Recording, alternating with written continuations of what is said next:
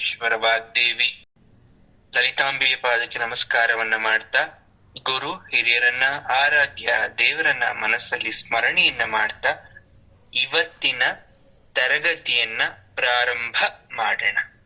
ಸೌಂದರ್ಯ ಲಹರಿಯಲ್ಲಿ ಬರ್ತಕ್ಕಂತ ಮೊದಲನೆಯ ಭಾಗ ಅಂದ್ರೆ ಸೌಂದರ್ಯ ಲಹರಿಯನ್ನ 2 ಪಾರ್ಟ್ ಮಾಡ್ತೇವೆ ಅಂತ ನಾವ್ ಹೇಳಿದ್ವಿ. ಒಂದನ್ನ ಆನಂದ ಲಹರಿ ಅಂತ ಕರಿತೀವಿ, ಇನ್ನೊಂದು ಸೌಂದರ್ಯ ಲಹರಿ. ಕಾಮನ್ ಆಗಿ ಟೋಟಲ್ 100 ಶ್ಲೋಕಾಸ್ ನ ಸೇರಿ ನಾವು ಸೌಂದರ್ಯ ಲಹರಿ ಅಂತ ಕರಿತೀವಿ. ಟಿಲ್ ಶ್ಲೋಕ ನಂಬರ್ ಎಲ್ಲಿ ತನಕ 41 ತನಕ ನಾವು ಕಂಪ್ಲೀಟ್ ಮಾಡಿದೀವಿ. ನೆಕ್ಸ್ಟ್ 42 ಶ್ಲೋಕ ನಂಬರ್ 42 ಇಂದ ನಾವು ಉತ್ತರ ಭಾಗವನ್ನ ಪ್ರಾರಂಭ ಮಾಡ್ಬೇಕು. ಪೂರ್ವ ಭಾಗ, ಉತ್ತರ ಭಾಗ. ಓಕೆ, ಸೊ ಪೂರ್ವ ಭಾಗವನ್ನ ಕಂಪ್ಲೀಟ್ ಮಾಡಿದೀವಿ. ಅಲ್ಲಿ ನಮಗೆ ಮುಖ್ಯವಾಗಿ ಶಂಕರಾಚಾರ್ಯರು ಕೆಲವೊಂದಷ್ಟು ತತ್ವಗಳನ್ನ ಹೇಳಿಕ್ಕೆ ಪ್ರಯತ್ನ ಪಡ್ತಾರೆ ಅಲ್ವಾ. ನಮಗೆ ಕೆಲವೊಂದಷ್ಟು ಸೀಕ್ರೆಟ್ಸ್ ನ ಹೇಳ್ಕೊಟ್ರು. ಚಕ್ರಾಸು, ಸೊ ಧ್ಯಾನ ಮಾಡ್ಕೋಬೇಕು ನೋಡಿ, ಅಮ್ಮನವ್ರನ್ನ ಯಾವ ತರ ಪೂಜೆ ಮಾಡ್ಬೇಕು, ಹಾಗಾದ್ರೆ ಕೌಲಿಗುಡಿ ಯಾವ ತರ ಪೂಜೆ ಮಾಡ್ತಾರೆ, ಅಥವಾ ನಮ್ಮಂತ ಸಾಮಾನ್ಯ ಜನರು ಯಾವ ರೀತಿ ಪೂಜೆ ಮಾಡ್ಬೇಕು, ಈ ತರ ತುಂಬಾ ಸೀಕ್ರೆಟ್ಸ್ ಅನ್ನ ಹೇಳ್ತಾ ಹೋದ್ರು. ಅಂಡ್ ವೆರಿ ಸೂಕ್ಷ್ಮತೆ. ಈಗ ಬ್ಯೂಟಿ ಅಂದ್ರೆ ಇಲ್ಲಿಂದ ಶುರುವಾಗುತ್ತೆ. ಆಕ್ಚುಯಲ್ ಬ್ಯೂಟಿ ಇಲ್ಲಿಂದ ಶುರುವಾಗುತ್ತೆ.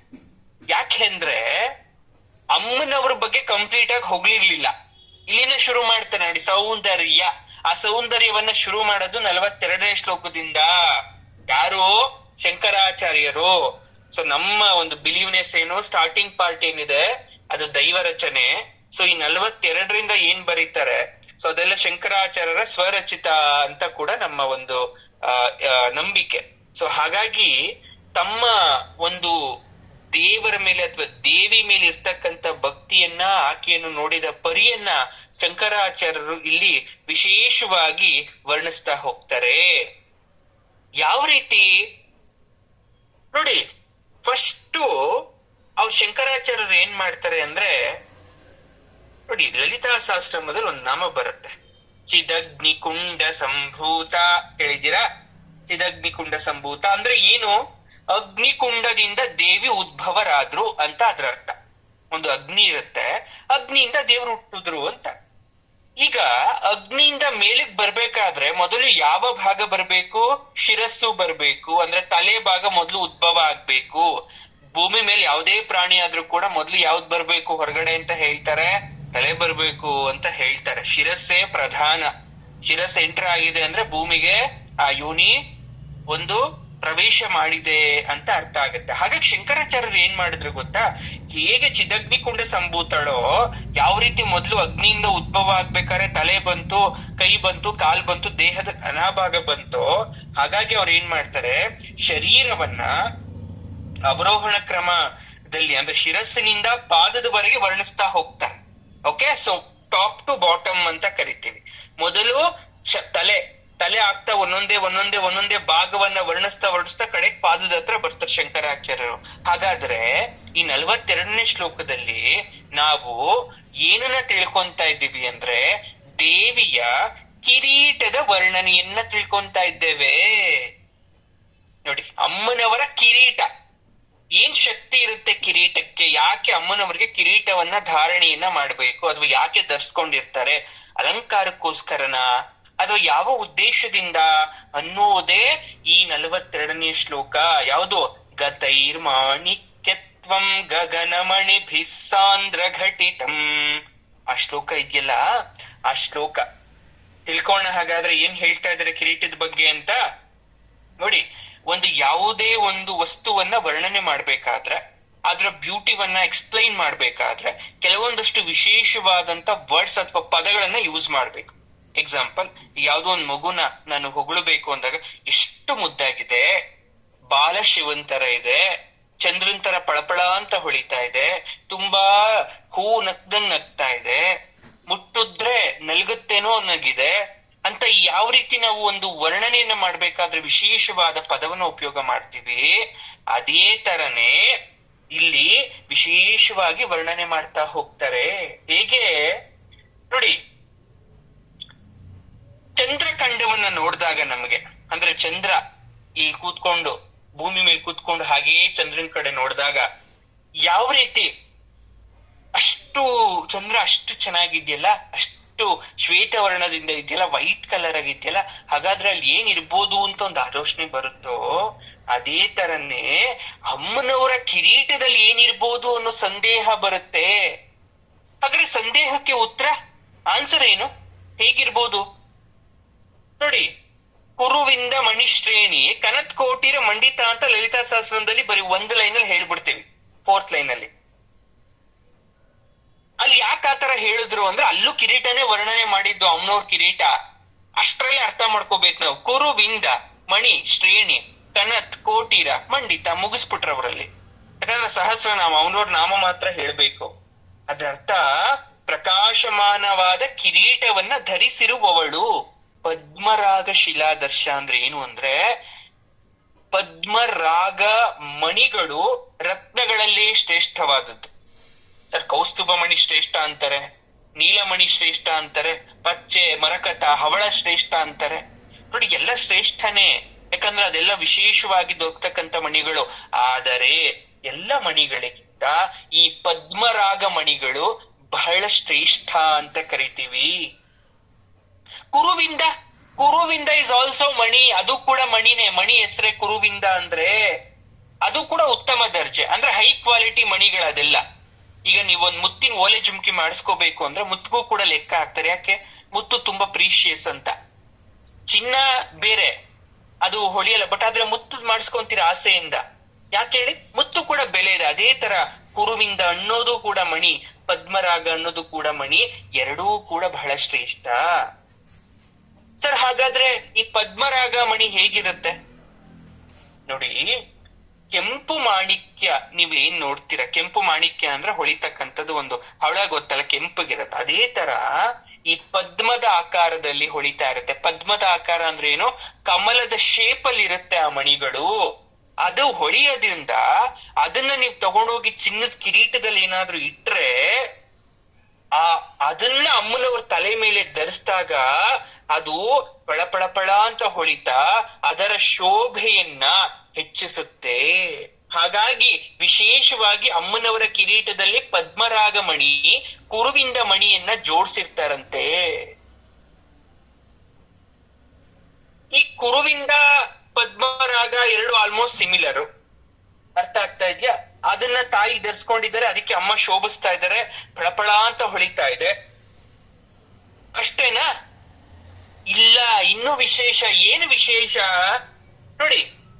ಆಕಾಶಕ್ಕೆ ರತ್ನಪ್ರಾಯ ಅಂತ ಯಾರು ಕರಿತೀವಿ? ಕಳಶ ಅಂತ, ಆಕಾಶದ ಕಳಶ ಅಂತ ಯಾರನ್ನ ಕರಿತೀವಿ ನಾವು? ಆದಿತ್ಯರನ್ನ, ದ್ವಾದಶಾದಿತ್ಯರಂತ. ಬರೀ ಸೂರ್ಯನ್ ಮಾತ್ರ ಅಂತ ಕರೆಯಕ್ಕಾಗಲ್ಲ, ರಾತ್ರಿ ಹೊತ್ತು ಕರಿಬೇಕಲ್ಲ. ಹಾಗಾಗಿ ದ್ವಾದಶಾದಿತ್ಯರನ್ನ ನಾವು ರತ್ನಪ್ರಾಯರು ಅಂತ ಕರಿತೀವಿ. ಆ ದ್ವಾದಶಾದಿತ್ಯರು ಅಷ್ಟೂ ಜನ ಅಮ್ಮನವರ ಕಿರೀಟದಲ್ಲಿದ್ದಾರೆ ನೋಡಿ. ಒಂದೇ ಒಂದು ಆದಿತ್ಯನೇ ಅಷ್ಟು ಒಳಿಬೇಕಾದ್ರೆ ಇನ್ನು ದ್ವಾದಶಾದಿತ್ಯರು ಎಷ್ಟು ಪವರ್ ಇರ್ಬೇಕು ಅವ್ರಿಗೆ.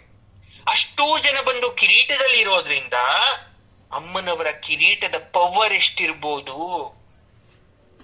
ಅಲ್ಲಿ ಗಗನಮಣಿ ಬಿಸ್ಸಾಂದ್ರ ಘಟಿತಂ ಅಂದ್ರೆ ಏನ್ ಅರ್ಥ ಅಂದ್ರೆ, ಈ ಮಣಿಗಳೆಲ್ಲ ಬಂದು ಸೇರ್ಕೊಂಡ್ಬಿಟ್ಟು ಕಿರೀಟದಲ್ಲಿ, ಆ ದ್ವಾದಶಾದಿತ್ಯರು ಬಂದು ಸೇರ್ಕೊಂಡ್ಬಿಟ್ಟು ಕಿರೀಟದಲ್ಲಿ ಕಾಮನ ಬಿಲ್ಲಿನ ಕಾಂತಿ ಉತ್ಪತ್ತಿ ಆಗೋದ್ರ ಜೊತೆಗೆ ಅದೇನಾದ್ರೂ ಹೊರಗಡೆ ಬೆಳಕು ಬಂದ್ಬಿಟ್ರೆ ಆ ಬೆಳಕಿನ ಪವರ್ ಇಂದನೇ ಸುಟ್ಟೋಗ್ಬಿಡುವಂತದ್ದು, ಅಥವಾ ಕಾಂತಿ ಎಲ್ಲ ಕಡೆ ಇಡೀ ಮೂಲೆ ಮೂಲೆಗೂ ಚೆಲ್ಲೋ ಅಷ್ಟು ಪವರ್ ಇರುತ್ತೆ ಅಂತ ಹೇಳ್ತಾರೆ. ಗೊತ್ತಲ್ಲ ದ್ವಾದಶಾದಿತ್ಯರು ಯಾರು?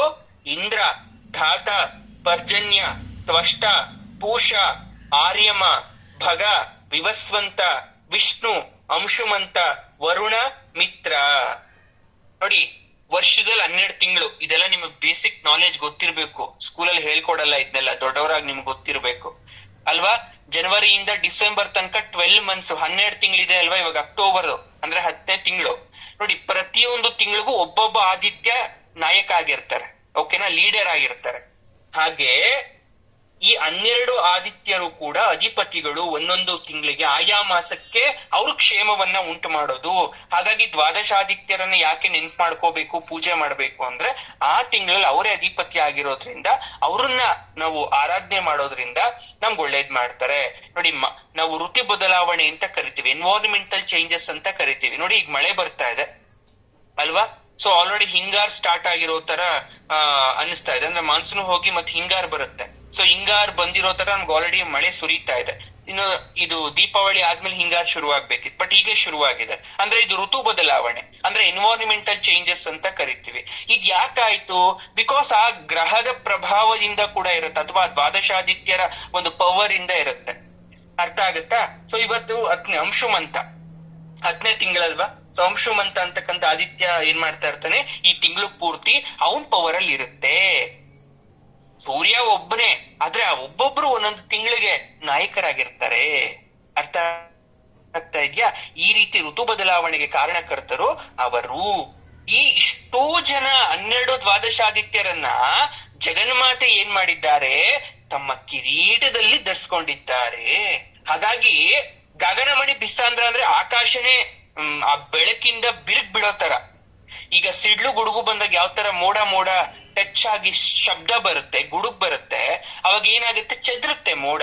ಸೊ ಒಂದಿರೋದ್ 2 ಬ್ರೇಕ್ ಆಗುತ್ತೆ ಸಮ್ ಟೈಮ್. ಅದೇ ತರ ಅಮ್ಮನವರ ಬೆಳಕಿನಿಂದ ಇಡೀ ಆಕಾಶನೇ ಚೆದುರಿದಂತೆ ಭಾಸ ಆಗ್ತಾ ಇದೆ. ಅಷ್ಟೇ ಅಲ್ಲ ನೋಡಿ, ಮನುಷ್ಯನಿಗೆ ಶ್ರೇಷ್ಠವಾದಂತಹ ಭಾಗ ಬಂದು ಶಿರಸ್ಸು. ದೇಶದ ಪ್ರತೀಕ ಮುಕುಟ ಅಂದ್ರೆ ಕಿರೀಟ. ಒಂದು ತಲೆಗೆ ಒಂದು ಶಕ್ತಿ ಬರಬೇಕು ಅಂದ್ರೆ ಕಿರೀಟ. ಹಾಗಾಗಿ ಏನ್ ಮಾಡ್ತಾ ಇದ್ರು ಗೊತ್ತಾ, ಆ ತಲೆಗೆ ಅಥವಾ ದೇಹಕ್ಕೆ ಒಂದು ಹೋಲ್ಡ್ ಬರ್ಬೇಕು, ಒಂದು ಗ್ರಿಪ್ ಬರ್ಬೇಕು, ಒಂದು ನಾಯಕತ್ವ ಗುಣ ಬರ್ಬೇಕು ಅಂತ ರಾಜ ಮಹಾರಾಜರು ಕೂಡ ತಮ್ಮ ಕಿರೀಟವನ್ನ ಧರಿಸ್ಕೊಂತಾ ಇದ್ರು. ಕಿರೀಟಕ್ಕೆ ಗೌರವವನ್ನ ಕೊಡ್ತಾ ಇದ್ರು. ಮಹಾರಾಜು ಧರಿಸ್ತಕ್ಕಂತ ಕಿರೀಟವನ್ನ ಮತ್ತಾರು ಧರಿಸೋ ತರ ಇರ್ಲಿಲ್ಲ. ಮಹಾರಾಜರ ಕಿರೀಟದಲ್ಲಿ ಮುಖ್ಯವಾಗಿ ಆ ರಾಜ ಮನೆತನದ ಒಂದು ಸಿಂಬಲ್ ಇರ್ಬೇಕಿತ್ತು. ವಿಶೇಷವಾದಂತಹ ಈಗ ಏನ್ ದೇವಿ ಧರಿಸ್ಕೊಂಡಿದ್ದಾರೆ ಅದೇ ತರ ಅವರು ಕೂಡ ವಜ್ರ, ಮುತ್ತು, ಹವಳ, ಪಚ್ಚೆ, ರತ್ನಗಳನ್ನ ಸೇರಿಸಿ ಕಿರೀಟವನ್ನ ಮಾಡ್ತಾ ಇದ್ರು. ಅರ್ಥ ಆಗ್ತಾ ಇದ್ಯಾ? ಅಥವಾ ಊರಲ್ಲಿರ್ತಕ್ಕಂತ ಕೆಲವೊಂದಷ್ಟು ಶಾನುಭೋಗ ಅಥವಾ ಬೇರೆ ಜಾತಿಯವ್ರು ಏನ್ ಮಾಡ್ತಾ ಇದ್ರು, ಪೇಟವನ್ನ ಧರಿಸ್ತಾ ಇದ್ರು. ಅಥವಾ ಒಂದು ಬಟ್ಟೆಯಿಂದ ತಲೆಗೆ ಪೇಟ ತರ ಸುತ್ಕೊಂಡಿರ್ತಾ ಇದ್ರು. ಅದು ಯಾಕೆ ಗೊತ್ತಾ? ಅದು ಪ್ರೊಟೆಕ್ಟ್ ಮಾಡ್ಕೊಳಕ್ಕಲ್ಲ. ಅದನ್ನ ಧರಿಸಿದಾಗ ಆ ಒಂದು ಬಾಡಿ ಅಥವಾ ದೇಹಕ್ಕೆ ಒಂದು ಕಲಶದ ತರ ಇರುತ್ತೆ, ಒಂದು ಪ್ರಧಾನವಾಗಿರುತ್ತೆ ಅನ್ನೋ ರೀಸನ್ ಇಂದ. ಕೇಶದ ಪ್ರತೀಕ ಅದು. ಅದನ್ನ ಧರಿಸಿದಾಗ ಬಾಡಿ ಗ್ರಿಪ್ ಆಗಿರ್ಬೋದು, ಅಥವಾ ನಾವು ಮಾತಾಡ್ತಕ್ಕಂಥ ವೇ ಆಗಿರ್ಬೋದು, ಅದೆಲ್ಲವೂ ಕೂಡ ಸರಿದಾರಿಯಲ್ಲಿ ಇರುತ್ತೆ ಅನ್ನೋದು ದೃಷ್ಟಿಯಿಂದ ಅದನ್ನ ಧರಿಸ್ತಾ ಇದ್ದಿದ್ದು. ಈಗ ದ್ವಾದಶಾದಿತ್ಯರೇ ಮಣಿ ರೂಪದಿಂದ ಮುಕುಟದಲ್ಲಿ ಇದ್ಮೇಲೆ ಇನ್ನ ಯಾರ್ ತಾನೇ ಏನ್ ಮಾಡಕ್ಕಾಗತ್ತೆ ಅನ್ನೋ ತರ ಹೇಳ್ತಾ ಇದ್ದಾರೆ ಇಲ್ಲಿ ನೋಡಿ. ಸಾಧಕರಲ್ಲೂ ಕೂಡ ಡಿಫ್ರೆನ್ಸ್ ಇರುತ್ತೆ. ಉತ್ತಮ, ಮಧ್ಯಮ, ಅಧಮ. ನಾವೆಲ್ಲರೂ ಇದೀವಲ್ವಾ, ಇಲ್ಲಿ ಯಾರು ಉತ್ತಮರಲ್ಲ, ಇಲ್ಲಿ ಯಾರು ಅಧಮರು ಅಲ್ಲ, ಯಾರು ಮಧ್ಯಮರು ಅಲ್ಲ, 3 ಜಾತಿನೂ ಇದೆ. ಅರ್ಥ ಆಗತ್ತಾ? ತುಂಬಾ ಚೆನ್ನಾಗಿ ಪೂಜೆ ಮಾಡಿದ ತಕ್ಷಣ ಉತ್ತಮರಾಗಲ್ಲ, ಪೂಜೆನೇ ಮಾಡದೆ ಇಲ್ದಿದ ತಕ್ಷಣ ಅವ್ರ ಅಧಮರೂ ಆಗಲ್ಲ. ಅಥವಾ ಹಾಗೂ ಇದೀನಿ ಹೀಗೂ ಇದೀನಿ, ನನ್ ಮಧ್ಯದ ಗುಂಪಿಗೆ ಸೇರ್ಕೊಂಡ್ಬಿಡ್ತೀನಿ ಅಂತ ನೀವ್ ಅನೌನ್ಸ್ ಮಾಡ್ಕೊಳಕ್ಕೂ ಆಗಲ್ಲ. ಸ್ಥೂಲ ರೂಪದಲ್ಲಿ ದೇವಿಯನ್ನ ನೋಡ್ಬೇಕು ಅಂತ ಅನ್ಕೊಂಡವ್ರಿಗೆ ದೇವಿಯ ವರ್ಣನೆ ಇದು. ಗುರುಗಳೇ ಮಾನಸ ಪೂಜೆ ಹೇಳ್ಕೊಟ್ರಲ್ಲ, ಯಾಕೆ ಬೇಕು ಗುರುಗಳೇ ಇದನ್ನೆಲ್ಲ? ಅಮ್ಮ ನಿಮಗ್ ಬೇಡ ಅಂದ್ರೆ ಬೇಡ.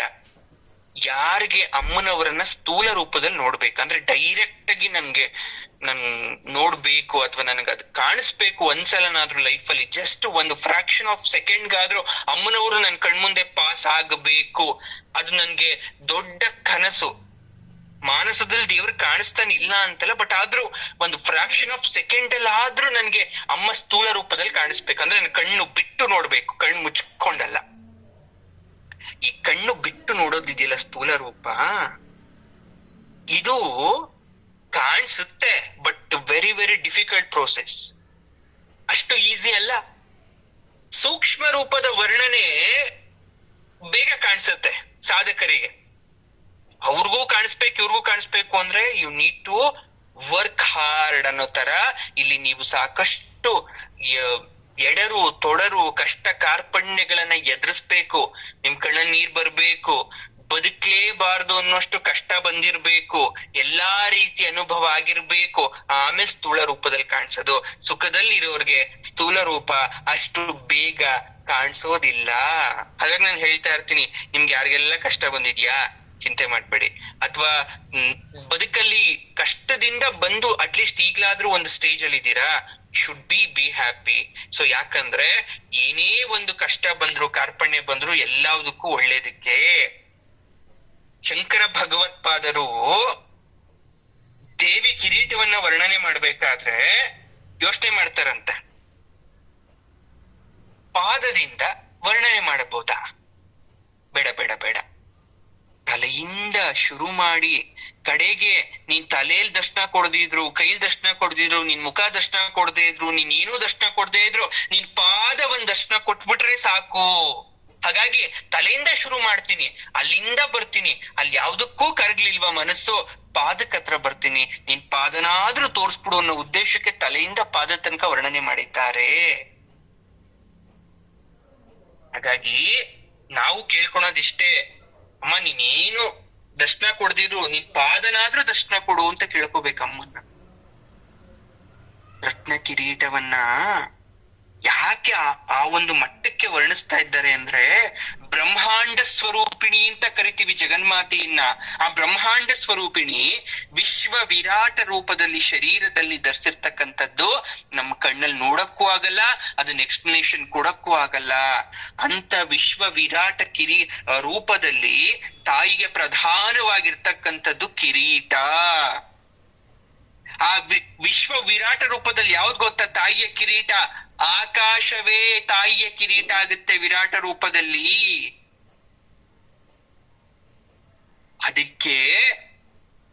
ಅದಕ್ಕೆ ಹೇಳ್ತಾರೆ, ಆಕಾಶದಲ್ಲಿ ದ್ವಾದಶಾದಿತ್ಯರಾಗಿರ್ಬೋದು, ನಕ್ಷತ್ರ ಮಣಿಪುಂಜಗಳಾಗಿರ್ಬೋದು, ಪಳ ಅಂತ ಹೊಳಿತಾ ಇರುತ್ತೆ. ಅದನ್ನ ನೋಡ್ಬಿಟ್ಟು ಒಂದು ಸಲ ಅನ್ಕೊಳ್ಳಿ, ಅದೆಲ್ಲವೂ ಕೂಡ ಅಮ್ಮನ ಕಿರೀಟ ಅಂತ ಅನ್ಕೊಂಡ್ಬಿಟ್ರೆ ಅದ್ರಲ್ಲಿ ನಿಜವಾಗ್ಲೂ ಅಮ್ಮ ಕಾಣಿಸ್ತಾರಂತೆ. ನಾವು ಆನಂದ ಲಹರಿ ನೋಡಿದ್ವಿ, ಅದು ಒಂದ್ ರೀತಿ ಆಗೋಯ್ತು. ಈಗ ಅಮ್ಮನವ್ರ ಅಮ್ಮನ ಬಗ್ಗೆನೇ ವರ್ಣನೆ, ಕಿರೀಟದ ಬಗ್ಗೆನೇ ವರ್ಣನೆ ಶುರುವಾಯ್ತು. ಕಿರೀಟವನ್ನ ಉದ್ಯದ್ಭಾನು ಸಹಸ್ರಾಭ ಅಂದ್ರಲ್ಲ ನಾವು, ಲಲಿತಾ ಸಹಸ್ರ ಅಂದ್ರೆ ಉದಯಿಸುತ್ತಿರುವ ಸಾವಿರಾರು ರತ್ನವರ್ಣದ ಸೂರ್ಯದಂತೆ ಪ್ರಕಾಶಿಸ್ತಾ ಇದೆ. ಸೂರ್ಯ ಸನ್ ರೈಸ್ ಆಗ್ಬೇಕಾದ್ರೆ, ಹುಟ್ಟಬೇಕಾದ್ರೆ ಹಾಗೆ ಡೈರೆಕ್ಟ್ ಆಗಿ ನೋಡ್ಕೊಂಡು ನಿಂತ್ಕೊಂಡ್ಬಿಡಿ, ನೋಡೋಣ ಕಣ್ಚಿಚ್ಚು ಬಿಡುತ್ತೆ. ಅಂತದ್ರಲ್ಲಿ ಸಾವಿರ ಸೂರ್ಯ ಒಟ್ಟಿಗೆ ಹುಟ್ಟಿದ್ರೆ ಹೇಗಿರುತ್ತೋ ಅಮ್ಮನವ್ರ ಕಿರೀಟ ಹಂಗ ಪ್ರಜ್ವಲಿಸ್ತಾ ಇದೆ. ವಿವಿಧ ವರ್ಣ, ಒಂದೇ ವರ್ಣ ಅಲ್ಲ. ಯಾಕಂದ್ರೆ ಅಲ್ಲಿ ಹೇಳ್ದೆ ನಾನಾ ವಿಧವಾದ ಮುತ್ತು ಮಣಿಗಳನ್ನ ಅಲ್ಲಿ ಯೂಸ್ ಮಾಡಿರೋದ್ರಿಂದ ಎಲ್ಲ ಬಣ್ಣದಿಂದ ಕಂಗೊಳಿಸ್ತಾ ಇದೆ. ಯಾಕಂದ್ರೆ ದ್ವಾದಶಾದಿತ್ಯರೇ ಅಮ್ಮನವರ ಕಿರೀಟದಲ್ಲಿ ಇದ್ದಾರಲ್ಲ. ನೋಡಿ, ಈಗ ಇನ್ ಆಶ್ವಯುಜ ಮಾಸ ಹೋದ್ಮೇಲೆ ಕಾರ್ತಿಕ ಮಾಸ ಬರುತ್ತೆ, ತುಂಬಾ ಶ್ರೇಷ್ಠವಾದ ಮಾಸ ಅಲ್ವಾ. ಕಾರ್ತಿಕದಲ್ಲಿ ವಿಶೇಷ ಏನ್ ಗೊತ್ತಾ?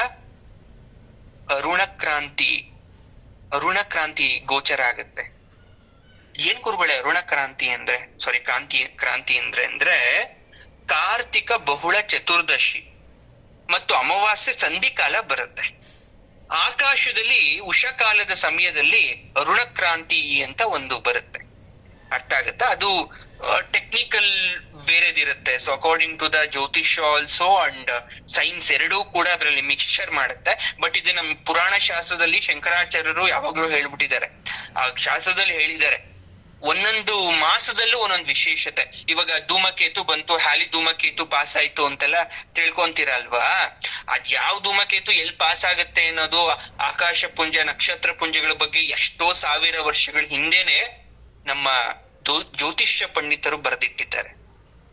ಹಂಗಾಗಿ ಈ ಕಾರ್ತಿಕ ಹುಣ್ಣಿಮೆ ಎಷ್ಟು ಫೇಮಸ್ಸೋ, ಈ ಕಾರ್ತಿಕ ಅಮಾವಾಸ್ಯೆ ಅದ್ರ ಹಿಂದಿನ ದಿನ ಇದೆಯಲ್ಲ ಸಂಧಿಕಾಲ, ಅಂದ್ರೆ ಶುರು ಆಗಕ್ಕಿನ್ನ 30 ನಿಮಿಷ ಮುಂಚೆ ಶುರುವಾದ 30 ನಿಮಿಷ ಆದ್ಮೇಲೆ ಸಂಧಿಕಾಲ ಅಂತ ಕರಿತೀವಿ. ಆ ಟೈಮಲ್ಲಿ ಒಂದು ಮ್ಯಾಜಿಕ್ ಆಗತ್ತೆ. ಅದ್ ಕಣ್ಣಿಗೆ ಕಾಣಿಸಲ್ಲ, ಬಟ್ ಆ ಟೈಮಲ್ಲಿ ಒಂದು ಸ್ಟ್ರಾಂಗ್ ಇರುತ್ತೆ.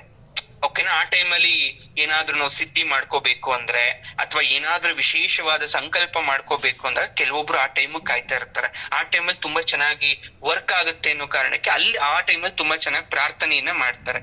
ಅದನ್ನ ನಾವ್ ಏನಂತ ಕರಿತೀವಿ ಅಂದ್ರೆ ರೂಪ ಚತುರ್ದಶಿ ಅಂತ ಕರಿತೀವಿ. ಅರ್ಥ ಆಗತ್ತೆ? ಆಯ್ತಲ್ಲ. ಇದ್ನ ಯಾಕೆ ಹೇಳ್ದೆ ಅಂದ್ರೆ, ಈ ರೀತಿಯಾಗಿ ಆ ಅಮ್ಮನವರ ಕಿರೀಟದಲ್ಲಿ ಸಾವಿರಾರು ಉದಯಿಸ್ತಕ್ಕಂತ ರಕ್ತವರ್ಣದ ಸೂರ್ಯರಂತೆ ಪ್ರಕಾಶಿಸ್ತಾ ಇರತ್ತೆ. ಅಮ್ಮನವ್ರನ್ನೇ ಕೆಂಪು ಬಣ್ಣ ಅಂತ ಕರೆಯೋದು ನಾವು. ಕೆಂಪು ಬಣ್ಣ ಸೀರೆ ಉಟ್ಕೊಂಡ್ಬಿಟ್ಟಿದ್ದಾರೆ, ಕೆಂಪು ಬಣ್ಣದ ಮುಖ ಇದೆ ಅಮ್ಮನ್ಗೆ, ಇದೆಲ್ಲ ನಾವು ಕರಿತಿರ್ತೀವಿ ಅಲ್ವಾ. ಆದ್ರೆ ದೇವಿಯನ್ನ ಚಂದ್ರಶೇಖರಿ ಅಂತ ಕೂಡ ಕರೀತಾರೆ, ಸೂರ್ಯಶೇಖರಿ ಅಂತ ಕೂಡ ಕರೀತಾರೆ. ಚಂದ್ರಶೇಖರ ಶಿವ, ಆಕೆ ಚಂದ್ರಶೇಖರಿ. ಯಾಕಂದ್ರೆ ಅಮ್ಮನವ್ರ ತಲೆಯಲ್ಲಿ ಚಂದ್ರ ಇದ್ಯಾ, ಅಷ್ಟಮಿ ಚಂದ್ರ ವಿಭ್ರಾಜ ಇದ್ಯಾ. ಅಷ್ಟಮಿ ಚಂದ್ರ ಅಂದ್ರೆ 8ನೇ ದಿನದ ಚಂದ್ರ, ಅಮಾವಾಸ್ಯೆ ಹುಣ್ಣಿಮೆ ಆದ್ಮೇಲೆ ಬರ್ತಾನಲ್ಲ ಈ ತರ ಅರ್ಧಾಕಾರವಾಗಿ, ಆ ಚಂದ್ರನ ಅಮ್ಮನವ್ರು ಧರಿಸ್ಕೊಂಡಿದಾರ ಅಂದ್ಮೇಲೆ ಆಕೆ ಚಂದ್ರಶೇಖರಿ. ಸೂರ್ಯ ಕೂಡ ಇದನ್ನ, ಹಾಗಾದ್ರೆ ಆಕೆ ಸೂರ್ಯಶೇಖರಿ ಆಗ್ತಾರೆ. ದ್ವಾದಶಾದಿತ್ಯರೇ ಇರೋದ್ರಿಂದ ಆಕೆನ ಬೇರೆ ಹೆಸರಿಂದಾನೇ ಕರಿಬೋದಿತ್ತು, ಆದ್ರೆ ಇಷ್ಟು ಮಾತ್ರ ಕರಿತಾ ಇದ್ದೀವಿ ನಾವು.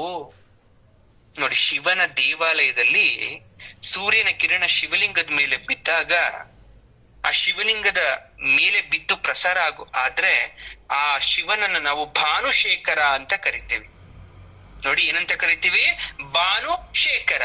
ಅಂದ್ರೆ ಚಂದ್ರ ಆಲ್ರೆಡಿ ಧರಿಸ್ಕೊಂಡಿದ್ದ ಶಿವ, ಆ ಸೂರ್ಯನ ಕಿರಣ ಬಿತ್ತು, ಭಾನು ಬಿತ್ತು, ಹಾಗಾಗಿ ಅವನು ಭಾನುಶೇಖರ ಆದ. ಹಾಗೆ ತಾಯಿ ಕೂಡ ಚಂದ್ರಶೇಖರಿ ಸೂರ್ಯಶೇಖರಿ ಆದ್ರು. ಇಷ್ಟೆಲ್ಲ ಕಾರಣ ಅಮ್ಮನವರ ಕಿರೀಟ. ಅಮ್ಮನವರ ಕಿರೀಟದಲ್ಲಿರ್ತಕ್ಕಂಥ ಶಕ್ತಿ ಎಷ್ಟು ಅದ್ಭುತ ಅಲ್ವಾ. ಅಂದ್ರೆ ತಾಯಿಯ ಒಂದೊಂದು ಭಾಗ, ಒಂದೊಂದು ಒಡವೆಗಳು ಕೂಡ ಕಾರಣ. ಒಂದ್ ಓಲೆ, ಒಂದ್ ಮೂಗ್ನತ್ತು, ಒಂದ್ ಕುತ್ತಿಗೆಗೆ ಹಾಕೊಂಡಿರ್ತಕ್ಕಂಥ ಸರ, ಸೊಂಟದ ಡಾಬು, ಕಾಲಿನ ಗೆಜ್ಜೆ, ಪ್ರತಿಯೊಂದು ಬರ್ತಾ ಹೋಗುತ್ತೆ. ನಿಮ್ಗೆಲ್ಲ ಹೆಣ್ಮಕ್ಳು ನೀವೆಲ್ಲ ಅಲಂಕಾರ ಮಾಡ್ಕೊಂತೀರಾ. ಹೇಗ್ ಗೊತ್ತಾಯ್ತು ನಿಮ್ಗೆ ಅಲಂಕಾರ ಮಾಡ್ಕೋಬೇಕು ಅಂತ? ಹಾಗಾದ್ರೆ ಯಾರು ಹೇಳ್ಕೊಟ್ಟಿದ್ ನಿಮ್ಗೆ? ಅಂದ್ರೆ ನಿಮ್ಮ ತಂದೆ ತಾಯಿ ಅಥವಾ ಅವ್ರು ನೋಡ್ ಕಲ್ತ್ರಿ. ಅವ್ರಿಗೆ ಆತರ ಮೂಲ ಹುಡ್ಕೊಂತ ಹೋದ್ರೆ, ಆ ದೇವರನ್ನ ನೋಡಿದ್ಮೇಲೆ ಒಂದ್ ಹೆಣ್ಣು ಆದವರು ಯಾವ ರೀತಿ ತಾಯಿ ಆಕೆ ಸುಂದರವಾದ ಸ್ತ್ರೀ ಆಗಿದ್ದಾಳೋ ನಾನು ಹಾಗೆ ಇರ್ಬೇಕು ಅಂತ ಧರಿಸ್ಕೊಂಡಿರ್ಬೋದಲ್ಲ. ಅವರು ಕೂಡ ಒಡವೆ ಮೇಲೆ ಆಸೆ ಉಟ್ಕೊಂಡಿರ್ಬೋದಲ್ಲ. ಕಿವಿಗೆ ಒಂದು ಓಲೆ ಶೋಭೆ, ಮೂಗಿಗೆ, ಕುತ್ತಿಗೆಗೆ ತರಾವರಿಯಾದಂತಹ ಸೀರೆ, ಕೂದ್ಲು ಕೊಟ್ಟಿದ್ದಾನೆ ಅದಕ್ಕೆ ಈಗ ಹೂವ ಮುಡಿಯೋದು. ತಲೆಯಲ್ಲಿ ಕೂದ್ಲೇ ಇಲ್ಲ ಅಂದ್ರೆ ಕೈಲಿ ಇಟ್ಕೊಂಡು ಸುಮ್ನಾಗ್ತಾರೆ. ಅಂದ್ರೆ ಕೂದ್ಲು ಕೊಟ್ಟಿದ್ದಕ್ಕೂ ರೀಸನ್ ಇತ್ತು. ಮುಂದೊಂದಿನ ಹೂವು ಅನ್ನೋ ಸೃಷ್ಟಿ ಆಗುತ್ತೆ, ಆ ಹೂವನ್ ತಲೆಗ್ ಮುಡ್ಕೋಬೇಕು, ನೀನ್ ಮುತ್ತೈದೆ ಸ್ಥಾನ ಉಳಿಸ್ಕೋಬೇಕು. ಮುತ್ತೈದೆ ಸ್ಥಾನ ಇಲ್ಲ ಅಂದ್ರೂ ಕೂಡ ಒಂದು ಹೆಣ್ಣಾಗಿ ಹೂ ಮುಡಿಯೋದು ನಿನ್ ಭಾಗ್ಯ. ಗಂಡ್ಮಕ್ಳು ಕೊಟ್ಟಿಲ್ಲ ಆ ಭಾಗ್ಯ. ಕಿವಿಗ್ ಸಿಗಿಸ್ಕೋಬಹುದಷ್ಟೇ ಗಂಡ್ಮಕ್ಳು, ಒಂದ್ 2 ಮಳೆ ಹೂವು ಮುಡ್ಕೊಳಕ್ ಆಗಲ್ಲ. ಆ ಭಾಗ್ಯ ಕೊಡಿರೋದು ಹೆಣ್ಮಕ್ಳಿಗೆ ಮಾತ್ರ. ಅದನ್ನ ನೀನು ಸವಿ, ಎಂಜಾಯ್ ಮಾಡು, ಅನುಭವಿಸು ಅಂತ ನೀನ್ ಕೂದ್ಲು ಕೊಟ್ಟಿದ್ದು ಕೂದ್ಲು ಕತ್ತರಿಸ್ಕೊಂಡ್ಬಿಟ್ರೆ, ಕಿವಿ ಚಿಚ್ಕೊಳೋದ್ರಿಂದ ಕಿವಿ ಆಲೆ ಅಂದ್ರೆ ಈ ಕಿವಿ ಇದೆಯಲ್ಲ, ಇಯರ್ ಇದೆಯಲ್ಲ, ಇದನ್ನ ಆಲೆ ಅಂತ ಕರೀತಾರೆ. ಆ ತೂತು ಯಾಕೆ ಮಾಡ್ಕೊಂತೆ ಗೊತ್ತಾ?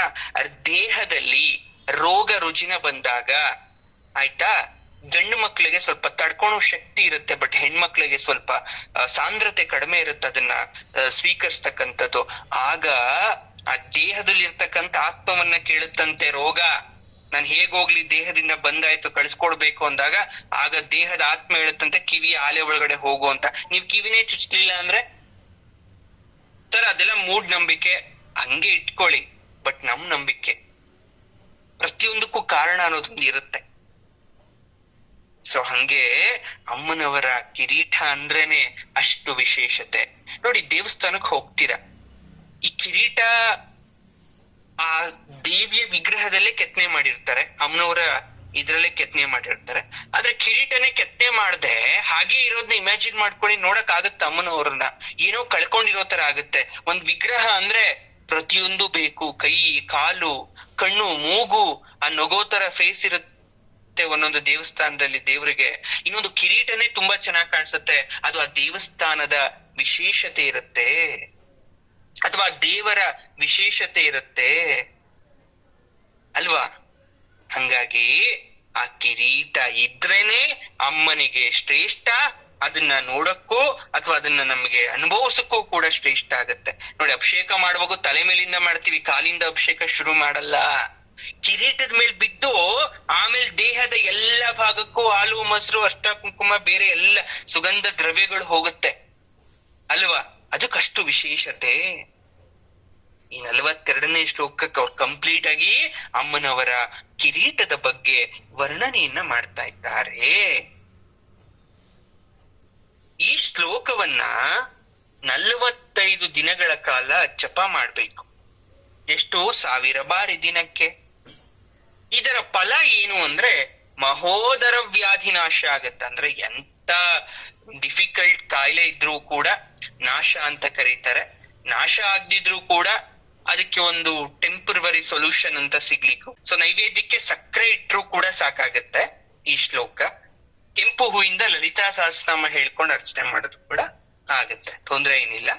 ಇನ್ನು ಕಿರೀಟ ಆಯ್ತು. ಕಿರೀಟ ಆದ್ಮೇಲೆ ನೆಕ್ಸ್ಟ್ ಯಾವ ಭಾಗ ಇರೋದು? ಯಾವ ಭಾಗ? ಕೂದಲು.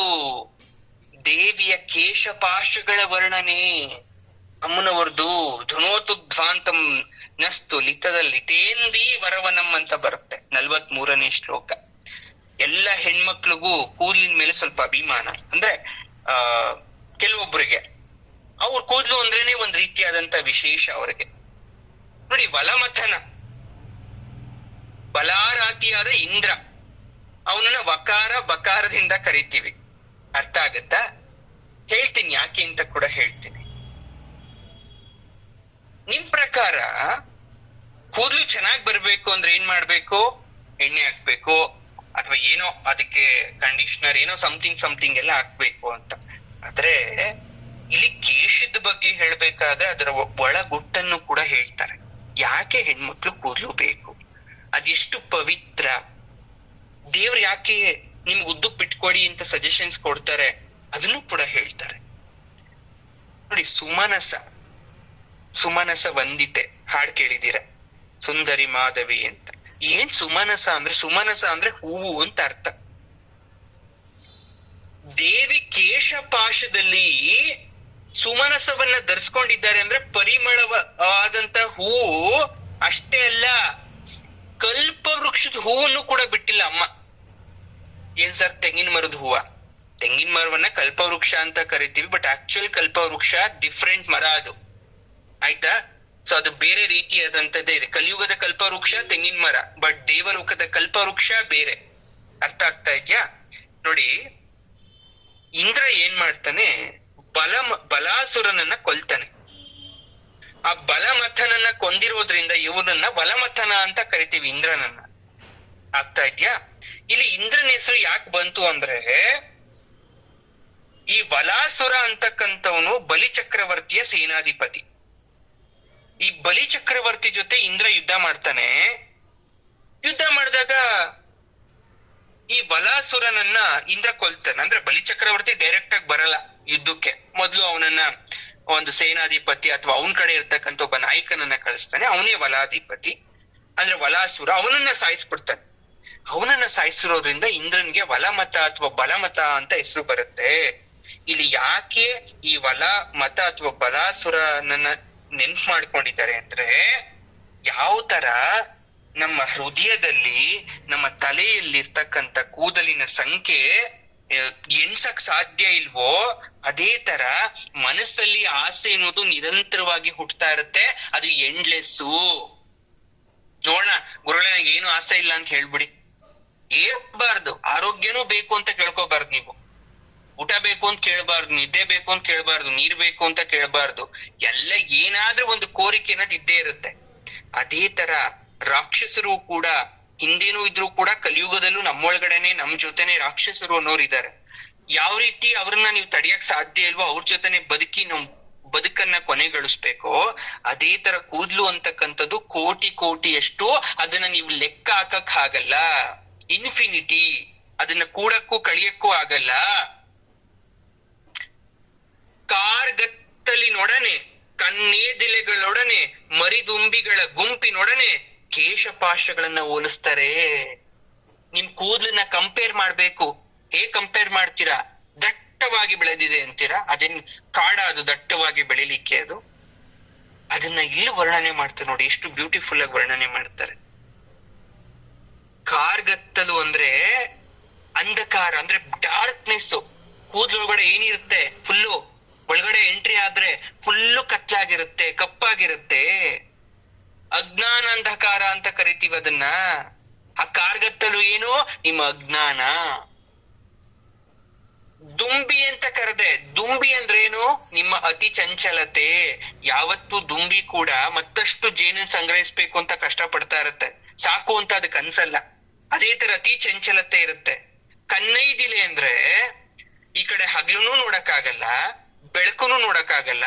ತುಂಬಾ ಬೆಳಕ್ ಬಂದ್ಬಿಟ್ರೆ ಆ ನೈದಿಲೆ ಮುದ್ರಕೋಗ್ಬಿಡುತ್ತೆ, ತುಂಬಾ ಕತ್ಲಾದ್ರೂ ಕೂಡ ನೈದಿಲೆ ಮುದ್ರಕೊಂಡ್ಬಿಡುತ್ತೆ. ಅದೇ ತರ ನಮ್ಮ ಮನಸ್ಸು ಕೂಡ ಕಷ್ಟ ಬಂದ್ರೂ ಸಹಿಸ್ಕೊಳಕ್ಕಾಗಲ್ಲ, ಓವರ್ ಸಂತೋಷ ಆದ್ರೂ ಸಹಿಸ್ಕೊಳಕ್ಕಾಗಲ್ಲ.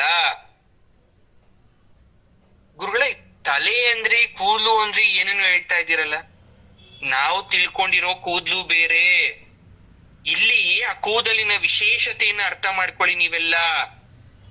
ತಾಯಿಯನ್ನ ನಾವು ಕೇಳ್ತಾ ಇರೋದು, ನಿನ್ನ ಕೇಶಪಾಶ ನಮಗೆ ಕ್ಷೇಮವನ್ನ ಉಂಟು ಮಾಡ್ಲಿ, ನಮ್ಗ್ ಒಳ್ಳೇದನ್ನ ಮಾಡ್ಲಿ, ನಮ್ಮಲ್ಲಿ ಇರ್ತಕ್ಕಂಥ ತಲೆ ಬುರುಡೆ ಒಳಗಡೆ ಇರ್ತಕ್ಕಂಥ ಅಜ್ಞಾನ ಅನ್ನೋದು ದೂರ ಆಗ್ಲಿ, ಅತಿ ಆಸೆ ಅಂತಕ್ಕಂಥ ತಮಸ್ಸನ್ನ ದೂರ ಮಾಡೋ ನೀನು, ಸಂಸ್ಕಾರ ಅಂತಕ್ಕಂಥ ಜ್ಞಾನ ಜ್ಯೋತಿಯನ್ನ ನಮ್ ತಲೆಯಲ್ಲಿ ತುಂಬು,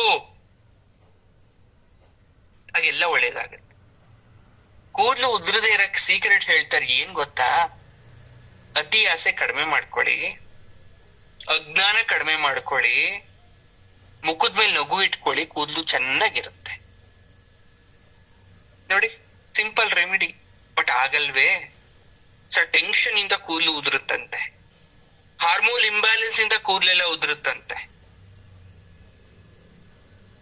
ಅದಕ್ಕೆ ಅದೆಲ್ಲ ಕಡಿಮೆ ಮಾಡ್ಕೋಬೇಕು. ದೇವಿಯನ್ನ ಸುಗಂಧ ಕುಂತಲಾಂಬ ಅಂತ ಕರೀತಾರೆ. ಭವಾನಿ ಭುಜಂಗ ಸ್ತೋತ್ರದಲ್ಲಿ ತಾಯಿ ಹೇಳ್ಬೇಕಾದ್ರೆ ಮುಂಗುರುಳ ಬಗ್ಗೆ ಹೋಗ್ಕೊಳ್ತಾರೆ. ಮುಂಗುರುಳು ಅಂದ್ರೆ ಮುಂದೆ ಎಷ್ಟೇ ಬಾಚಿದ್ರು ಕೂಡ ಒಂದ್ 2 ಕೂದಲು ಎಲ್ಲೋ ತಪ್ಪಿಸ್ಕೊಂಡ್ ಬಂದ್ಬಿಟ್ಟಿರುತ್ತೆ ಹೆಣ್ಮಕ್ಳಿಗೆ, ಕೆಲವೊಬ್ರಿಗೆ. ಅದನ್ನ ನಾವು ಮುಂಗುರುಳು ಅಂತ ಕರಿತೇವೆ. ಆ ನಿನ್ನ ನೀಲವಾದಂತಹ ಕಪ್ಪು ಕಲೆಗಳನ್ನ ಮುಚ್ಚಿಡ್ತಕ್ಕಂತ ಆಭರಣ ಚಂದ್ರ ರೇಖೆ ಇದೆ ತಲೆಲಿ. ಆ ಕಾರ್ಗತ್ತಲಿನಂತೆ ಇರ್ತಕ್ಕಂಥ ದಟ್ಟವಾದಂತಹ ಕೂದ್ಲಿದೆ ನಿನ್ ತಲೆಲಿ. ಆದ್ರೂ ನೀನ್ ಏನ್ ಮಾಡ್ತಾ ಇದ್ಯಾ? ಕೂದ್ಲುಗಿಂತ ನೀನು ಕೂದಲಿನ ಒಳಗಡೆ ಮುಳಿತಕ್ಕಂತ ಹೂವಿನ ಬಗ್ಗೆ ಚಿಂತೆ ಮಾಡ್ತಾ ಇದ್ಯಾ. ನಿನ್ಗ್ ಹೂವು ಅಂದ್ರೆ ಬಹಳ ಇಷ್ಟ. ಸುಗಂಧ ಭರಿತವಾದ ಹೂಗಳನ್ನ ನೀನು ಮುಡಿಯೋದ್ನ ನೋಡಿ ಎಲ್ಲ ನಾರಿಯರು ಭೂಲೋಕದಲ್ಲಿ ಮುಡಿತಾ ಇದ್ದಾರೆ, ತಲೆಗೆ ತಲೆ ತುಂಬಾ ಹೂ ಮುಡಿತಾ ಇದ್ದಾರೆ. ಜನಗಳ ಪ್ರಕಾರ ಏನು? ಮಲ್ಲಿಗೆ, ಸಂಪಿಗೆ, ಜಾಜಿ, ಕನಕಾಂಬರ, ಗುಲಾಬಿ ಈ ರೀತಿ ಹೂವನ್ನೇ ಮುಡಿಬೇಕು ಅನ್ಕೊಂಡಿದ್ದಾರೆ. ತಪ್ಪು. ಪ್ರಕೃತಿಯಲ್ಲಿ ಸಿಗ್ತಕ್ಕಂತ ಯಾವುದೇ ಹೂವನ್ನ ಮುಡಿಲಿಕ್ಕೆ ತಲೆ ಶ್ರೇಷ್ಠ. ಗುರುಗಳೇ, ಕೇದಿಗೆನ ಮುಡಿಬಾರ್ದು ಅಂತಾರೆ ಗುರುಗಳೇ. ಅದಕ್ಕೆ ರೀಸನ್ ಇದೆ. ಕೆಲವೊಂದಷ್ಟು ಹೂಗಳನ್ನ ಬಿಟ್ಟು ಇನ್ನು ಯಾವುದೇ ಹೂಗಳನ್ನ ಮುಡಿಬಹುದು. ಯಾಕೆ ಅಂದ್ರೆ, ಯಾಕೆ ತಾಯಿ ಸುಗಂಧ ಭರಿತವಾದಂತಹ ಪುಷ್ಪವನ್ನ ಮುಡಿತಾರೆ ಅಂದ್ರೆ, ಸದಾ ಕಾಲ ಸಾತ್ವಿಕ ಗುಣದಲ್ಲಿರ್ಲಿಕ್ಕೆ, ಮುಖದ ಮೇಲೆ ನಗು ಇರ್ಲಿಕ್ಕೆ, ಮನಸ್ಸು ಶಾಂತ ರೀತಿಯಿಂದ ಇರ್ಲಿಕ್ಕೆ, ಒಂದು ದೈವಿಕ ಭಕ್ತಿ ಉಂಟಾಗ್ಲಿಕ್ಕೆ. ಯಾವಾಗ ನೀವು ತಲೆಯಲ್ಲಿ ಹೂವನ್ನ ಮುಡ್ದಿರ್ತೀರಾ, ಆ ಹೂವಿನ ಪರಿಮಳದಿಂದ ನಿಮ್ಮ ಮನಸ್ಸು ಮುದಗೊಳ್ಳುತ್ತೆ. ತಲೆಯಲ್ಲಿ ಒಂದು ಶಾಂತ ರೀತಿಯಾದಂತಹ ವಾತಾವರಣ ಕ್ರಿಯೇಟ್ ಆಗತ್ತೆ. ಅದರ ಫ್ರಾಗ್ರೆನ್ಸ್ ಇಂದ ಮೈಂಡ್ ರಿಲೀಫ್ ಆಗುತ್ತೆ. ಕೆಲವೊಬ್ರಿಗೆ ತಲೆನೋವು ಬರುತ್ತೆ ಗುರುಗಳೇ, ಹೂ ಮುಡಿದ್ರೆ ಈ ಹೂ ಸ್ಮೆಲ್ಲು ಅಂದ್ರೆ ಆಗಲ್ಲ. ಸಂಪಿಗೆ ಹೂವಿನ ಸ್ಮೆಲ್ಲು ಅಂದ್ರೆ, ಸಂಪಿಗೆ ಹೂವನ್ನ ಮುಡ್ದಿಕ್ ತಲೆನೋವು ಬಂತು ಅಂದ್ರೆ ಏನ್ ರೀಸನ್ ಅಂದ್ರೆ, ನಿಮಗೆ ಆ ಸಂಪಿಗೆ ಹೂವಲ್ಲಿ ಇರ್ತಕ್ಕಂಥ ಗುಣವನ್ನ ನಿಮ್ಮ ಮನಸ್ಸು, ನಿಮ್ಮ ತಲೆ ಅಂದ್ರೆ ನಿಮ್ಮ ದೇಹ ಒಪ್ಕೊಂತ ಇಲ್ಲ. ಬೇಡ, ಅದು ಆ ಫ್ರಾಗ್ರೆನ್ಸ್ ನನಗ್ ಬರೋದು ಬೇಡ, ನಾನು ಆ ಸ್ಥಿತಿಯಲ್ಲಿ ಇರೋದು ಬೇಡ ಅಂತ ರಿಜೆಕ್ಟ್ ಮಾಡ್ತಾ ಇದೆ. ಅರ್ಥ ಆಗ್ತಾ ಇದ್ಯಾ? ಸೊ ಹಾಗೆ ಕೆಲವೊಂದಷ್ಟು ಹೂವು ಕೆಲವೊಬ್ರಿಗೆ ಆಗದೆ ಇರೋದಕ್ಕೆ ರೀಸನ್ ಬೇರೆನೆ ಇರುತ್ತೆ. ಇಲ್ಲಿ ಅಮ್ಮ ಯಾವುದೇ ಹೂವಾದ್ರೂ ಮುಡ್ಕೊಳ್ಳಿ ಅಂತ ಹೇಳ್ತಾರ ಅಂತ ನೋಡಿ. ಹಿಂದಿನ ಕಾಲದಲ್ಲೆಲ್ಲ ದಾಸವಾಳ ಮುಡ್ಕೊಂತ ಇದ್ರು, ಸೇವಂತಿಗೆ ಮುಡ್ಕೊಂತ ಇದ್ರು, ಯಾವುದೇ ಹೂವನ್ನಾದ್ರೂ ಕೂಡ ಕಿತ್ತು ತಲೆಯಲ್ಲಿ ಇಟ್ಕೊಂತ ಇದ್ರು. ಬಟ್ ಈಗ ಪ್ರೆಸ್ಟೀಜು ಅದನ್ನೆಲ್ಲ ಮುಡಿಯಂಗಿಲ್ಲ, ನಾವು ಚೆನ್ನಾಗಿರೋದೇ ಮುಡಿಬೇಕು ಅಂತ ನಮ್ಮ ಇಮ್ಯಾಜಿನೇಷನ್ ಅಲ್ವಾ. ಹಾಗೆಲ್ಲ ಏನಿಲ್ಲ. ಯಾವುದೇ ಹೂ ಸಿಗ್ಲಿಲ್ಲ ಅಂದ್ರೂ ಕೂಡ ಪತ್ರೆನಾದ್ರೂ ಮುಡಿಬಹುದು. ಮರುಗ, ದವನ, ಯಾವುದೇ ವಿಶೇಷವಾಗಿರ್ತಕ್ಕಂಥ ಅಥವಾ ಯಾವುದೇ ಚಿಗುರೊಡೆದ ಯಾವುದೇ ಪತ್ರೆಯನ್ನ ಹೆಣ್ಮಕ್ಳು ತಲೆಗೆ ಮುಡಿಬಹುದು. ದೇವತಾ ಕಾರ್ಯದಲ್ಲೂ ಬಳಸ್ಬೋದು. ಕೇವಲ ಹೂವನ್ನೇ ಮುಡಿಬೇಕು ಅನ್ನೋದಿಲ್ಲ. ಯಾಕಂದ್ರೆ ಅಮ್ಮ ಆ ಪುಷ್ಪಗಳ ಜೊತೆಗೆ ಆ ಪತ್ರೆಗಳನ್ನು ಕೂಡ ಮುಡಿತಾರೆ. ಅದಕ್ಕೆ ಚಂಪಕಾಶೋಗ ಪುನ್ನಾಗ ಸೌಗಂಧಿ ಕಲಸತ್ಕಚ ಅಂತ ಎಲ್ಲ ಹೂ, ಸಂಪಿಗೆ, ಅಶೋಕ, ಸೊರಹೊನ್ನೆ, ಸುಗಂಧರಾಜವನ್ನೂ ಕೂಡ ತಾಯಿ ಬಿಡಲ್ಲ. ಅದರ ಪರಿಮಳಕ್ಕೆ ಅದನ್ನೂ ತಾಯಿ ಮುಡಿದು ಬಿಡ್ತಾರೆ. ಇಂತಹ ಎಲ್ಲ ಹೂವನ್ನು ಮುಡಿತಕ್ಕಂಥ ನಿನಗೆ ನಮಸ್ಕಾರ. ಜೇನು ಹುಳುಗಳು ಯಾವುದೇ ರಸಭರಿತ ಹೂವನ್ನ ಆಕರ್ಷಿತವಾಗಿ ಹೋಗ್ತವೆ. ಈ ಚಂಪಕ ಅಂತಕ್ಕಂಥ ಈ ಸಂಪಿಗೆ ಹೂವ ಏನಿದೆ ಅದು ಆನಂದವನ್ನ ಉಂಟು ಮಾಡುತ್ತೆ ಅದನ್ನ ಮುಡಿಯೋದ್ರಿಂದ. ಅಶೋಕ ಪುಷ್ಪವನ್ನ ಮುಡಿಯೋದ್ರಿಂದ ಪೂಜ್ಯ ಭಾವನೆ ಬರುತ್ತೆ. ಪುನ್ನಾಗ ಹೂವನ್ನ ಮುಡಿಯೋದ್ರಿಂದ ದೇಹ ಸ್ವಾಸ್ಥ್ಯವಾಗಿರುತ್ತೆ. ಸೌಗಂಧಿಕ ಪುಷ್ಪವನ್ನ ಮುಡಿಯೋದ್ರಿಂದ ನೀವು ಶುದ್ಧಿ ಆಗ್ತೀರಾ. ಹೀಗೆ ತಾಯಿ ಎಲ್ಲ ಹೂಗಳ ಶ್ರೇಷ್ಠತೆಯನ್ನು ಹೆಚ್ಚಿಸ್ಲಿಕ್ಕೆ ಎಲ್ಲ ಹೂಗಳನ್ನ ಮುಡಿದಿದ್ದಾರೆ. ವಿಶೇಷವಾಗಿ ಈ ಹೂಗಳನ್ನ ಮುಡಿದಿದ್ದಾರೆ. ಶಿರಸ್ಸಿನಲ್ಲಿರ್ತಕ್ಕಂಥ ಕಿರೀಟ, ಕಿರೀಟದ ಒಳಗಡೆ ಇರ್ತಕ್ಕಂಥ ಕೂದಲು, ಆ ಕೂದಲನ್ನ ನೀಳಕಾಯವಾಗಿ ಅಮ್ಮನವರು ವ್ಯಾಪಿಸ್ಕೊಂಡಿದ್ದಾರೆ.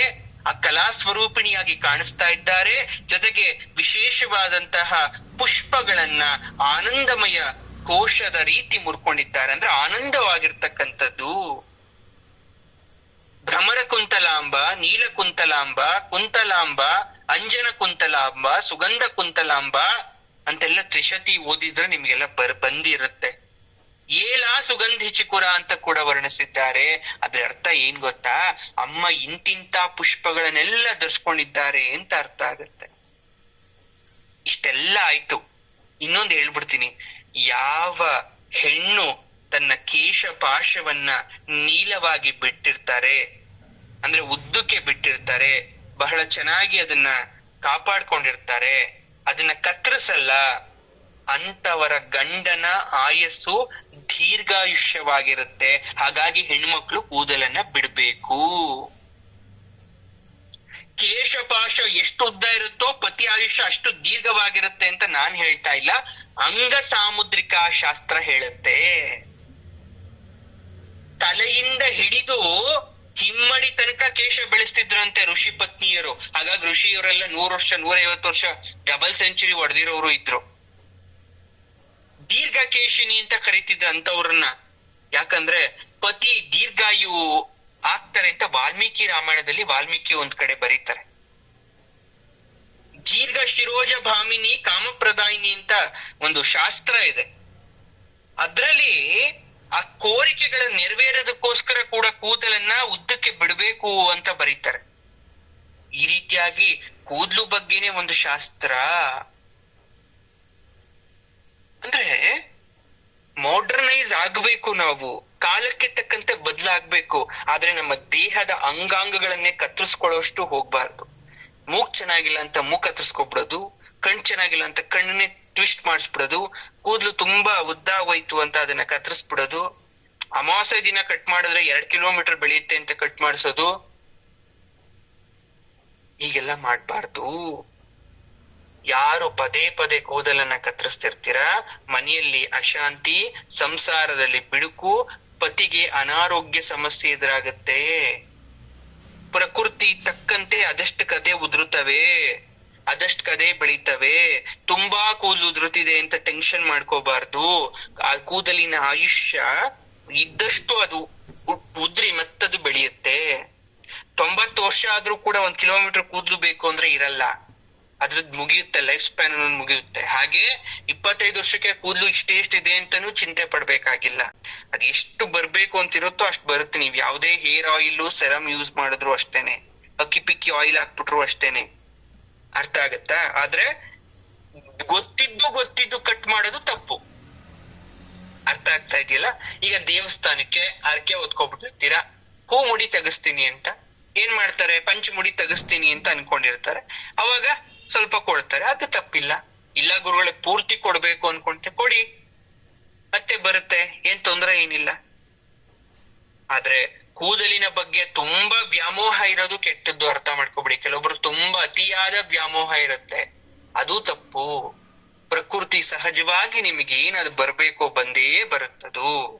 ಅರ್ಥ ಆಗತ್ತಾ? ಅಂದ್ರೆ 43ನೇ ಶ್ಲೋಕದಲ್ಲಿ ಕೂದಲಿನ ಮಹಿಮೆಯನ್ನ ಹೇಳ್ತಾ ಇದ್ದಾರೆ. ಅರ್ಥ ಆಗತ್ತಾ? ನೋಡಿ, ದಿನಕ್ಕೆ 3000 ಸಲ ಜಪ ಮಾಡ್ಬೇಕು 40 ದಿವಸ. ಈ ಶ್ಲೋಕವನ್ನ ಯಾವ ಉದ್ದೇಶಕ್ಕೋಸ್ಕರ ಅಂದ್ರೆ ಸಕಲ ಜನ ವಶ್ಯತೆಗೋಸ್ಕರ. ಆಯ್ತಾ? ಸೊ ಇದನ್ನ ಯಾರು ಮಾಡಲ್ಲ ಬಿಡಿ ಗುರುಗಳೇ, ಯಾರು ವಶ ಆಗದಿದ್ರು ಪರವಾಗಿಲ್ಲ, ಯಾರು ದಿನಕ್ಕೆ 3 ಸಲ ಮಾಡ್ತಾರೆ, ಅದು 40 ದಿವಸ. ಲಲಿತಾ ತ್ರಿಶತಿಯನ್ನ ಹೇಳ್ಕೊಂಡು ಅರ್ಚನೆಯನ್ನ ಕೆಂಪು ತಾವರೆ ಅಥವಾ ಕುಂಕುಮದಿಂದ ಅರ್ಚನೆಯನ್ನ ಮಾಡಿ ಈ ಶ್ಲೋಕವನ್ನ ಪಠಣೆ ಮಾಡೋದ್ರಿಂದ ಸಕಲ ಜನ ವಶ್ಯತೆ ಆಗ್ತಾರೆ ಅಂತಕ್ಕಂಥದನ್ನ ಈ ಶ್ಲೋಕದಲ್ಲಿ ಹೇಳ್ತಾ ಇದ್ದಾರೆ. ಕಿರೀಟ, ಕೂದ್ಲು, ಅದಾದ್ಮೇಲೆ ನೆಕ್ಸ್ಟ್ ಯಾವ್ದು ಬರುತ್ತೆ? ಬೈತಲೆ. ಅಯ್ಯೋ ಅದು ಇದೆ ಗುರುಗಳೇ, ಹೌದು ಅದು ಇದೆ. ನಿಮ್ಗ್ ಗೊತ್ತೇ ಇಲ್ಲ ಯಾಕೆ ಬೈತಲೆ ಮಾಡಿ ಹೆಣ್ಮಕ್ಳು ತಲೆ ಬಾಚ್ಬೇಕು ಅಂತ. ಬೈತಲೆ ಅಂದ್ರೆ ಏನು? 2 ಪಾರ್ಟ್, ಲೆಫ್ಟ್ ಟು ರೈಟ್ ಎರಡನ್ನು ಮಾಡಿ ಮಧ್ಯ ವೈಟಗಿರುತ್ತೆ, ಅದನ್ನ ಬೈತಲೆ ಅಂತ ಕರಿತೀವಿ. ಅರ್ಥ ಆಗತ್ತಾ? ಆ ಬೈತಲೆದು ವಿಶೇಷ ಇದೆ ಅಮ್ಮನವ್ರದ್ದು. ಆ ಬೈತಲೆ ಯಾಕೆ ಬೇಕು ಅನ್ನೋದು ಇದೆ ವಿಶೇಷತೆ. ಆ ಬೈತಲೆಯ ಬಗ್ಗೆ ವಿಶೇಷವಾಗಿ ನಾವು ನಾಳೆ ತಿಳ್ಕೊಳ್ಳೋಣ. ಅರ್ಥ ಆಯ್ತಾ? ಸೊ ಅಲ್ಲಿ ತನಕ ಈ ಶ್ಲೋಕನ ಸ್ಮರಣೆ ಮಾಡ್ತಾ ಇರೋಣ. ಶುಭ ಆಗ್ಲಿ ಎಲ್ರಿಗೂ ಕೂಡ.